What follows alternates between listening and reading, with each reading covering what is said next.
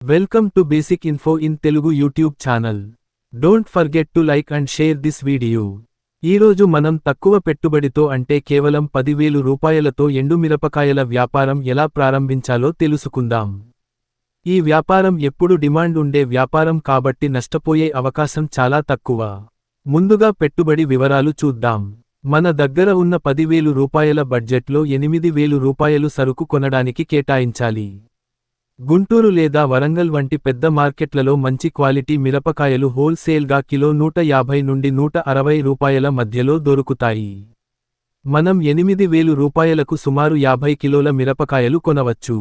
మిగిలిన 2,000 రూపాయలు రవాణా ఖర్చులకు మరియు ప్యాకింగ్ కవర్ల కోసం ఉపయోగించాలి.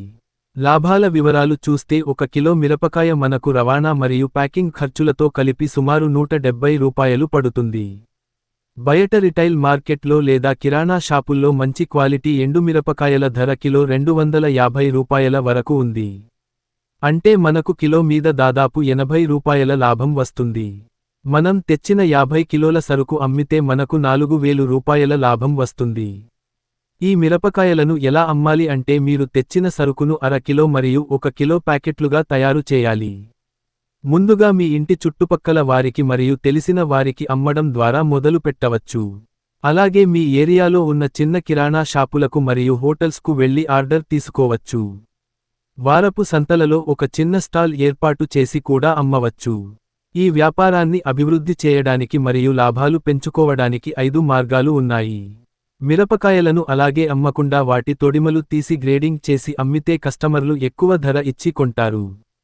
కేవలం మిరపకాయలు కాకుండా వాటిని కారం పొడి చేసి అమ్మితే కిలో మీద లాభం రెట్టింపు అవుతుంది. కస్టమర్లకు వాట్సాప్ ద్వారా సమాచారం ఇచ్చి నేరుగా వారి ఇంటికే డోర్ డెలివరీ సౌకర్యం కల్పించవచ్చు.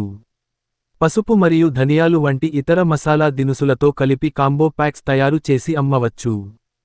పండగలు మరియు పెళ్లిళ్ల సీజన్లో క్యాటరింగ్ చేసే వారితో మరియు పెద్ద హోటల్స్ వారితో రెగ్యులర్గా సప్లై చేయడానికి ఒప్పందం చేసుకోవచ్చు.